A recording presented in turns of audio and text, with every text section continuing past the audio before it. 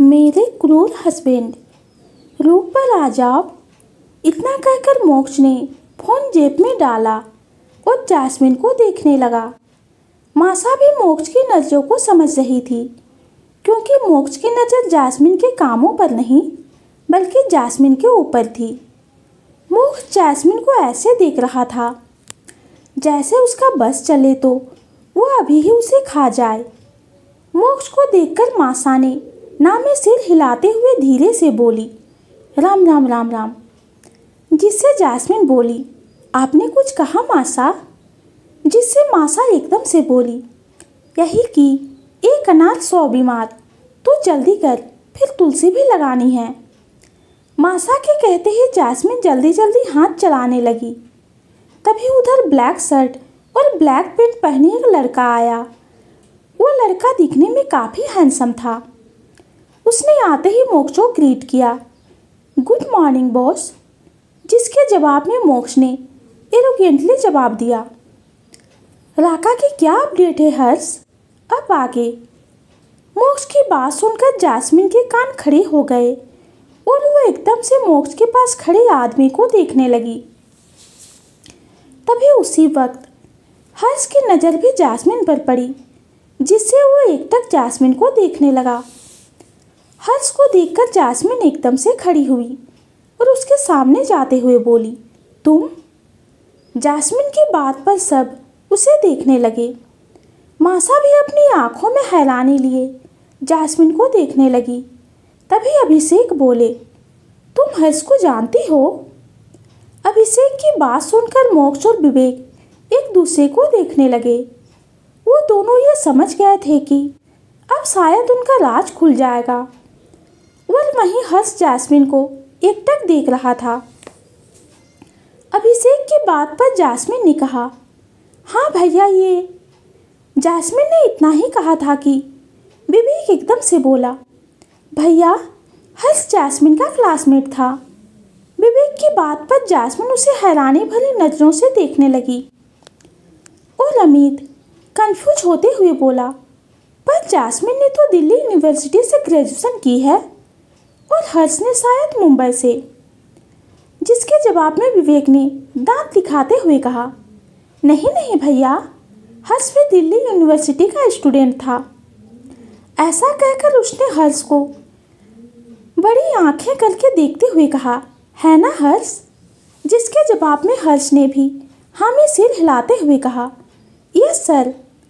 हर्ष की बात पर जास्मिन ने कुछ कहने के लिए मुंह खोला ही था कि मासा ने उसे टोकते हुए कहा, चल विन्नी, बहुत हुई बातें, अब जल्दी जल्दी पौधा लगा। मासा की बात पर जास्मिन चुप हो गई और नीचे बैठकर गमले में मिट्टी भरने लगी। लेकिन उसके मन में तो कुछ और ही चल रहा था। ये विवेक ने ऐसा क्यों कहा कि हर्ष मेरा क्लासमेट है, जबकि ये तो कहीं विवेक को कोई मिसअंडरस्टैंडिंग तो नहीं हुई? जास्मिन यही सब सोचकर परेशान हो रही थी और हर्ष मोक्ष से बात कर रहा था। तभी मोक्ष के फ़ोन पर किसी का कॉल आया और वो रिसीव करके थोड़ा दूर चला गया और बातें करने लगा। इस वक्त जास्मिन की पीठ हर्ष को दिख रही थी। उसने एक नज़र मोक्ष को देखा और फिर से अपनी नज़र जास्मिन के ऊपर टिका ली और अजीब ढंग से उसे ऊपर से नीचे तक देखने लगा। बॉस को भी यही पसंद आनी थी, मेरे लिए नहीं छोड़ सकते थे इसे। वैसे कुछ भी कहो, पहले से कई गुना ज़्यादा क़यामत लगने लगी है, पर अब तो इसे पाने के ख्वाबशील ख्वाब ही रहेंगे। ऐसे सोचते हुए हर्ष जास्मिन की गोरी चिकनी बाजुओं को और कलाइयों को देखने लगा, जिन पर धूप पड़ने से गुलाबीपन आ गया था और उसकी हरी हरी नसें एकदम साफ दिख रही थी। हर्ष की नज़र जास्मिन के क्लीवेज से होते हुए उसकी कमर हिप और थाइस पर थी। जास्मिन घुटनों के बल बैठी हुई थी, जिससे उसका फिगर उभर कर दिख रहा था। हर्ष एकटक जास्मिन को घूर रहा था। हाय, क्या खिलाते हैं बॉस इसे? बॉस की तो हर रात चांदी और सुबह सोने की होती होगी। कितना मज़ा आता होगा इसके साथ। क्या होठ है, क्या फिगर है। इसके बाल तो मुझे बार बार इसकी तरफ खींचते हैं। कितना मज़ा आता होगा इन्हें स्मेल करने में, इनके साथ खेलने में। यही सब सोचकर हर्ष को गर्मी लगने लगी, जिससे उसने एक कराह भरी। वो जैस्मिन को देखने में इतना खो गया था कि उसे एहसास ही नहीं हुआ कि दो नजरें उसकी सारी हरकतों को देख रही है। उधर जैस्मिन अपनी सोच में डूबी गमले की मिट्टी को गीला कर रही थी, और मासा जो कब से हर्ष की गंदी नज़रों को जैस्मिन के ऊपर लगातार देख रही थी, वह समझ गई थी कि हर्ष के मन में क्या चल रहा है। तभी उन्होंने एक नज़र जैस्मिन को देखा और मन में बोली, ये सजकर भी तो ऐसे ही आई है। ऊपर से ये केस और खोल रखे हैं। जब से आई है हर मर्द की नज़र इस पे ही ठहर रही है। पर इसमें इस छोरी के क्या दोष। ये तो इतनी भोली है कि उसे पता भी ना है कि कितनी नजरें इसे देखती है। मासा यही सब सोचकर एक नज़र हर्ष को देखती है, जो अभी भी जैस्मिन को ही देख रहा था। तभी मासा ने एकदम से थोड़ी सी गिल्ली मिट्टी ली और जैस्मिन के बाजुओं पर लगा दी, जिससे जैस्मिन एकदम से ठिठक कर मासा को देखने लगी। अब तक मोक्ष भी हर्ष के पास आ चुका था। तभी मासा बोली, ढक कर रख अपने इस रूप को। हद से ज़्यादा खूबसूरती भी अच्छी ना होवे। शादी के बाद औरत का बदन उतना ही दिखना चाहिए जितने की ज़रूरत हो। अभी के अभी अपने केस बांध। मासा की बात सुन के सब एक दूसरे को देखने लगे और मोक्ष हर्ष को देखने लगा। उसे कहीं ना कहीं ये डाउट हो गया था कि ये सब उसकी वजह से ही हो रहा है। और जैस्मिन नम आँखों से अपने हाथों को देखने लगी, जो पूरी तरह से मिट्टी से सने हुए थे। वह यही सोच रही थी कि वो अपने बाल कैसे बांधे। जैस्मिन के मन को समझकर मोक्ष आगे आया और जैस्मिन के सारे बालों को अपने हाथों में समेट लिया।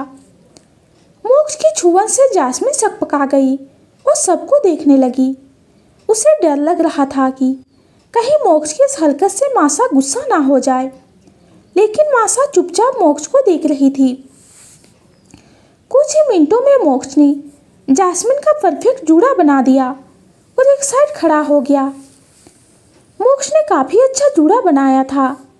असल में जब आकाश ने उसके होते जैस्मिन के बालों को हाथ लगाया था, तो ये बात मोक्ष को बिल्कुल बर्दाश्त नहीं हुई थी, जिससे उसने जूड़ा बनाना सीख लिया था, ताकि वो अपनी बीवी के खुली जुल्फों को खुद ही बांध सके, जो आज उसने कर दिया था। कुछ देर में ही जैस्मिन ने पौधे लगाए और सब नीचे जाने लगे। तभी मासा ने जैस्मिन को रोका और बोली, सुन बिंदली, मेरी बात का बुरा न मानियो, पर एक दिन तेरी खूबसूरती तुझे धर्म संकट में फंसाएगी। अपने बदन और बालों को पर्दे में रख।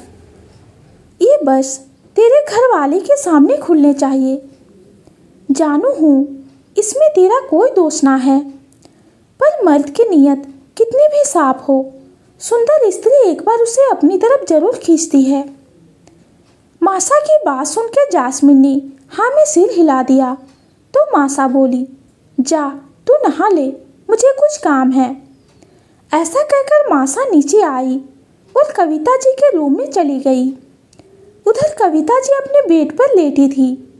मासा को देखकर वो एकदम से बेड से उठते हुए बोली, मासा आप आइए ना। कविता की बात सुनकर मासा रूम के अंदर चली गई और बेड पर बैठते हुए बोली, सुमित कैसा है बिंदली? वो बिल्कुल ठीक है मासा, इस वक्त कनाडा में है।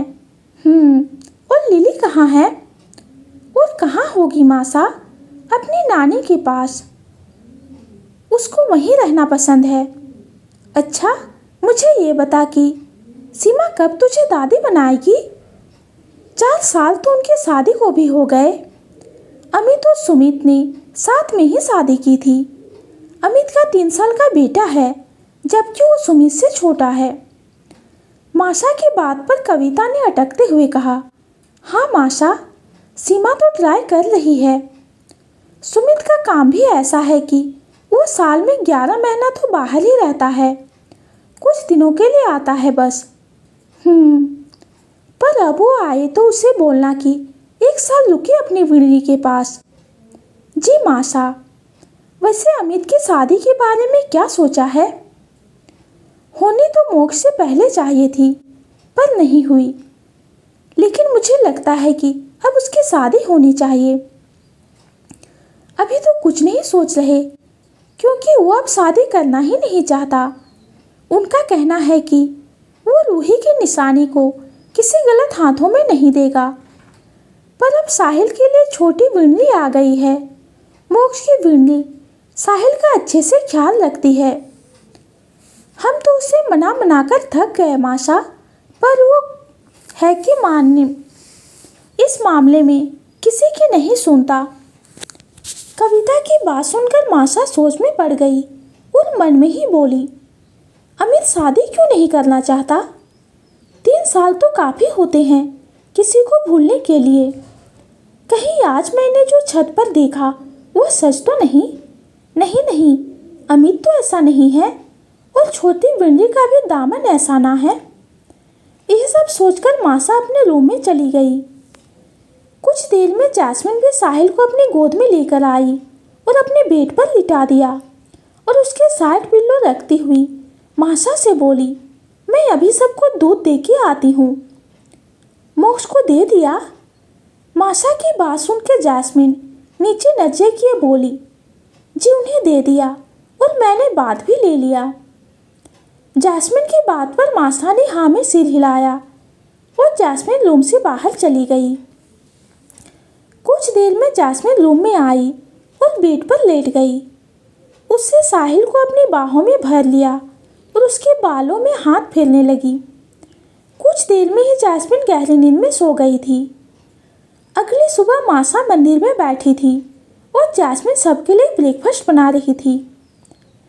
सूरज निकलने के साथ घर के सभी लोग अपनी नई सुबह शुरू करने के लिए अपने रूम से निकल रहे थे।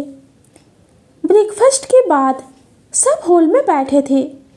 तभी माशा सबके सामने आई और लता से बोली, कभी कभी अपनी छोरी को अपने पास रख लिया कर, या उसे बस नानी का प्यार ही देगी। जिसके जवाब में लता बोली, मैं तो उसे अपने साथ ही रखना चाहती हूँ माशा, पर वो अपने नानी को छोड़ने को तैयार ही नहीं है। तभी माशा ने अमित के सिर पर हाथ रखते हुए कहा, जल्दी से शादी कर ले, जीवन ऐसे ना कटेगा। जिसके जवाब में अमित ने मुस्कुराते हुए कहा, मैं रूही से प्यार करता हूँ माशा, उसकी छवि आज तक किसी में नहीं दिखी। हाँ, मैं साहिल के लिए माँ लाना चाहता था, पर अब उसकी ज़रूरत नहीं है। साहिल को माँ मिल गई है और मेरे पास मेरी रूही की यादें और उसकी निशानी है, और मुझे कुछ नहीं चाहिए। अमित की बात पर घर में सबकी आंखें नम हो गई। अमित के साथ साथ घर में सबको रूही के जाने का दुख था। जैस्मिन को भी अमित के लिए बुरा लग रहा था। तभी माशा ने नम आँखों के साथ मुस्कुराकर उसके सिर पर हाथ फेरते हुए बोली, हमेशा खुश रहे तू। तभी वो जैस्मिन के पास आई और बड़ी सी स्माइल लिए बोली, राधा रानी तेरे चेहरे की चमक ऐसे ही बनाए रखे और जल्दी से तेरे पास बाल गोपाल आ जाए। ऐसा कहकर उन्होंने जैस्मिन के सिर पर प्यार से हाथ फेरा और मोक्ष के पास गई, जो अभी भी अपना लैपटॉप में लगा था। माशा को देखकर उसके हाथ रुक गए। मोक्ष सबसे थोड़ा दूर था। तभी माशा ने उसके सिर पर हाथ रखा और धीरे से बोली, एक स्त्री की खूबसूरती उसके लिए वरदान होती है, लेकिन किसी भी चीज़ की अधिकता उतनी ही नुकसानदायक। हद से ज़्यादा सुंदरता एक स्त्री के लिए संकट से बढ़कर कुछ नहीं है। स्त्री की सुंदरता तब तक अच्छी है जब तक सिर्फ पति की आंखों में रहे। किसी और की नजरें पड़ने से उस पर दाग लग सकते हैं, बाकी तो समझदार है। ऐसा कह के मासा ममता जी के पास आई और उसके सिर पर हाथ फेरते हुए बोली, अब मैं चलती हूँ। राजस्थान से फ़ोन आया था, वहाँ मेरी ज़रूरत है। मासा की बात पर सब उन्हें देखने लगे। तभी ममता जी बोली, आप इतनी जल्दी जा रही हो मासा, कुछ दिन और रुक जाती हमारे साथ। ना बिड़ली, मेरा ज़्यादा रुकना ठीक ना है। और फिर धीरे से ममता जी के कान में बोली, मेरे रुकने से तेरा छोरा अपनी बहू से नाराज हो जाएगा और तुझसे भी। बहुत तड़प लिया वो, उसे भी अपनी बिड़ली के साथ समय बिताने दे। ऐसा कहकर मासा ममता जी को देखकर मुस्कुराने लगी तो ममता जी भी हंसती। रात के वक्त जैस्मिन अपने रूम में ड्रेसिंग टेबल के आगे खड़ी रेडी हो रही थी। उसने आज एक पर्पल कलर की बॉडी हैगिंग सिल्क की नाइटी पहनी थी, जिसकी लेंथ उसकी थाइस तक थी और ऊपर से उसने स्लग डाल रखा था जो फुट लेंथ था। जैस्मिन मुस्कुराते हुए अपनी होठों पर लिप बाम लगा रही थी, जो उसने खुद ही बनाया था, स्ट्रॉबेरी के रस और देसी घी से। आज उसे पता था कि मोक्ष उसके करीब जरूर आएगा और लिपस्टिक में मिले केमिकल की वजह से उसकी हेल्थ पर इफेक्ट ना पड़े, इसीलिए वो लिप बाम लगा रही थी। उसने अपने बालों को खुला छोड़ा था। उसके बदन से चंदन और रात की रानी फूलों की खुशबू आ रही थी, जो किसी को भी मदहोश करने के लिए काफ़ी थी। जैस्मिन मुस्कुराते हुए मिरर के आगे खड़ी थी और खुद को ऐसे देखकर शर्मा रही थी। तभी रूम में एकदम से मोक्ष आया। उसके कदम हल्के लड़खड़ा रहे थे और उसकी आंखें और चेहरा भी एकदम लाल था। रूम में आते ही मोक्ष की नज़र जैस्मिन पर गई और जैस्मिन को ऐसे देखकर मोक्ष अपनी प्यासी नजरों से उसे घूरने लगा और एक स्माइल करते हुए उसकी तरफ बढ़ने लगा और जैस्मिन डरने लगी। मोक्ष के इस तरह से देखने से जैस्मिन डर रही थी। उसे आज मोक्ष की नज़रें खुद पर बहुत अजीब लग रही थी। तभी मोक्ष एकदम से जैस्मिन के पास गया और उसे ऊपर से नीचे तक देखने लगा और अचानक उसका हाथ पकड़कर खुद से चिपका लिया और उसकी कमर को कसकर जकड़ लिया, जिससे जैस्मिन बेड पर सोए साहिल को देखने लगी और धीरे से बोली, साहिल सो रहा है। जिसके जवाब में मोक्ष आंखें बंद किए उसके बालों को स्मेल करते हुए कहा, सोने दो, उठेगा तो हमें ही दिक्कत होगी। मोक्ष की बात पर जैस्मिन ने अपने कंधे से कान को छूते हुए बोली, पर उसके सामने। जिसके जवाब में मोक्ष ने उसके गाल पर अपनी होठ चलाते हुए कहा, तो क्या हुआ, वो देख थोड़ी रहा है, और वैसे भी अंधेरे में कुछ नहीं दिखेगा। मोक्ष की बात पर जैस्मिन के चेहरे पर परेशानी के भाव आ गए थे और अब तक मोक्ष के हाथ ने जैस्मिन के सड़क की डोर खोलकर उसके कंधों से सरका दिया था और उसके लेफ्ट कंधे को अपने होठों से चूमने लगा था। जैस्मिन जो मोक्ष के छुअन से सिहर रही थी, वो उसके सीने पर हाथ रखते हुए मन में बोली, ये क्या कर रहे हैं? अगर साहिल ने देख लिया तो उसे क्या जवाब दूंगी? थोड़ा सा भी सब्र नहीं है इन्हें। ऐसा भी क्या बहकना कि अपनी होश ही खो दो, लेकिन इन्हें रोकूं कैसे? ये तो आज मेरी एक नहीं सुनेंगे। जैस्मिन अपनी सोच में थी कि मोक्ष ने उसे बेड पर लिटाना चाहा, लेकिन जैस्मिन बेबसी से उसकी आंखों में देखने लगी, जिसे देखकर मोक्ष ने एक नज़र साहिल को देखा और धीरे से बोला, अभी तुम्हारी झिझक दूर कर देता हूँ। ऐसा कहकर वो गुस्से में साहिल की तरफ बढ़ा, जिसे देखकर जैस्मिन के दिल की धड़कनें बढ़ गई और वो अपना सड़क ठीक करते हुए मोक्ष के पास जाकर बोली, प्लीज़ रुकिए, साहिल को मैं विवेक के पास छोड़ाती हूँ। प्लीज़ 5 मिनट और रुक जाइए। अगर ये उठ गया तो विवेक के पास नहीं सोएगा। ऐसा कहकर जैस्मिन ने बड़े आराम से साहिल को अपनी गोद में उठाया और उसे अपने सीने से लगाकर उसके माथे पर किस किया और विवेक के रूम की तरफ बढ़ गई। रूम से बाहर आकर जास्मिन ने देखा कि हॉल में कोई नहीं है, जिससे वो एकदम से विवेक के रूम के पास गई और डोर नॉक किया। विवेक ने भी तुरंत डोर ओपन कर दिया, जैसे कि उसे पता हो कि डोर पर कोई आने वाला है। और जास्मिन को डोर पर देखकर वो सकपका गया और जास्मिन से बोला, अरे आज तुम? मैंने तो मोक्ष को एक्सपेक्ट किया था। विवेक की बात सुनकर जास्मिन ने एक फीकी स्माइल दी और उसके रूम में जाकर धीरे से साहिल को बेड पर लिटाया, जिससे साहिल नींद में हिलने लगा। तो जास्मिन उसके ऊपर झुकी और उसके सिर को अपने सीने से लगाते हुए उसके बालों में हाथ फेरने लगी।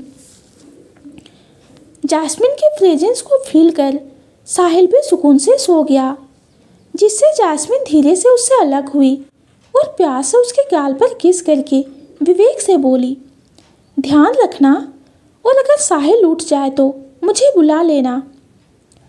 जास्मिन की बात सुनकर विवेक ने हाँ में सिर हिलाया और जास्मिन भी चुपचाप उसके रूम से चली गई। अपने रूम में पहुंचकर जास्मिन ने सामने देखा तो उसकी आंखें फैल गई। रूम में मोक्ष बेड पर बैठा था। उसने इस वक्त अपना बॉक्सर पहन रखा था और अपने हाथों में सिगरेट लिए उसकी कश ले रहा था। तभी उसकी नज़र डोर पर खड़ी जास्मिन पर गई, जिसे देखकर उसने एक डेविल स्माइल की और अपनी उंगली के इशारे से उसे अपने पास बुलाया, जिससे जास्मिन धीरे कदमों से चल के उसके पास जाने लगी। मोक्ष के पास जाके जास्मिन ने कुछ नहीं कहा और चुपचाप खड़ी रही। तभी मोक्ष ने पास में रखी इस ट्रे में सिगरेट बुझाई और जास्मिन का हाथ पकड़ लिया। जास्मिन को आज मोक्ष के हरकत से एक अनजान सा डर लग रहा था, जिससे नीचे नजरें किए महसूस कर रही थी। तभी मोक्ष ने एकदम से जास्मिन को बेड पर खींच लिया और उसके ऊपर आते हुए उसके कान पर बैठ कर लिया, जिससे जास्मिन ने फिर दूसरी तरफ करके अपनी आंखें बंद कर ली। तो मोक्ष ने उसकी उंगलियों में अपनी उंगलियों को उलझा लिया और उसकी नेक को स्मेल करते हुए कहा, कुछ कहोगे नहीं? मोक्ष की बात पर जास्मिन ने उसकी आंखों में देखते हुए कहा, आपने इतनी ज़्यादा ड्रिंक क्यों की? जास्मिन की बात सुन के मोक्ष ने उसका स्लग उतार दिया और नाइटी की स्ट्रिप को उसके कंधे से सरका दिया और वहाँ पर बैठ करते हुए बोला, मैंने ड्रिंक कहाँ की है? मुझे तो तुम्हारा नशा हुआ है। मोक्ष की बात सुन के जास्मिन चुप हो गई और अपनी आंखें बंद कर ली और मोक्ष ने जास्मिन की नाइटी उतार कर दूर फेंक दी और उसके पूरे बदन पर बैठ करने लगा। उसने जास्मिन के होठों पर अपने होठ रखे और उसके गालों को अपने हाथों में दबाते हुए काफ़ी वाइडली किस करने लगा। किस करने के साथ मोक्ष ने कई बार जास्मिन के होठ पर बाइट भी किया। उसके हाथ अब जास्मिन के होठ पैंट को उतार चुके थे। आज मोक्ष के बर्ताव में ना तो नजाकत थी और ना ही प्यार, जिससे जास्मिन बहुत डर रही थी।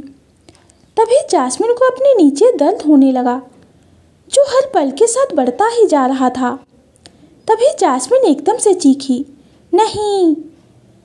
मोक्ष जास्मिन में पूरी तरह से खो चुका था और जास्मिन की चीख सुन के मोक्ष के फेस पर एक तिरछी मुस्कान आ गई।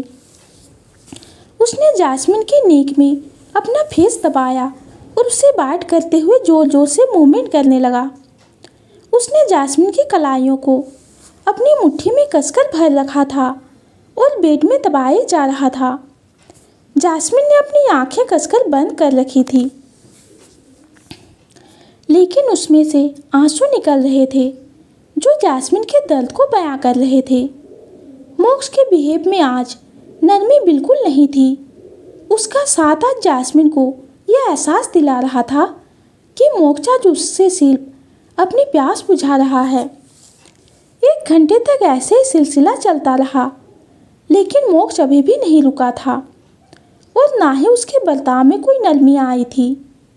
पर जास्मिन का दर्द अब बहुत बढ़ चुका था, जिससे उसने रोते हुए कहा, बस करिए, मुझे बहुत दर्द हो रहा है। जास्मिन ने अपने रूंधे गले से कहा, लेकिन मोक्ष ने उसका जवाब देने के बदले और जोर दिया, जिससे जास्मिन रोते हुए चीख उठी, माँ। तभी मोक्ष ने उसकी आंखों में देखते हुए उसके होठों को अपने गिरफ्त में ले लिया, जिससे जास्मिन की चीख उसके गले में ही घुटने लगी और आंसू लगातार बहने लगे। सुबह 3:30 बजे मोक्ष रुका और जास्मिन को देखने लगा। जास्मिन की आंसुओं से भरी आंखें बंद थी और सांसें तेज चल रही थी। रोने की वजह से उसका पूरा चेहरा लाल हो गया था। मोक्ष ने एक नज़र जास्मिन को देखा और एक सनक भरी मुस्कान लिए अपनी आंखें बंद की और थककर जास्मिन के ऊपर ही सो गया। जास्मिन तो इस हाल में ही नहीं थी कि वो हिल भी सके। वो ऐसे ही मोक्ष के नीचे दबी रही। उसकी बॉडी में बहुत दर्द हो रहा था। कुछ देर ऐसे ही सीलिंग को घूरने के बाद जास्मिन नींद के आगोश में चली गई। अगली सुबह मोक्ष की आंखें उसके चेहरे पर पड़ रही सूरज की किरणों से खुलने लगी। वो अपनी आंखों को कसकर मिचते हुए धीरे धीरे आंखें खोलने लगा, जिससे उसके सिर में तेज दर्द हुआ और उठते साथ ही उसकी आंखें हैरानी से फैल गई। तो दोस्तों, आगे की स्टोरी जानेंगे हम अगले वीडियो में। आज की स्टोरी आप सबको कैसी लगी कमेंट में ज़रूर बताइए। कहानी पसंद आती है तो चैनल को लाइक और सब्सक्राइब कीजिए। कहानी सुनने के लिए आपका बहुत बहुत धन्यवाद।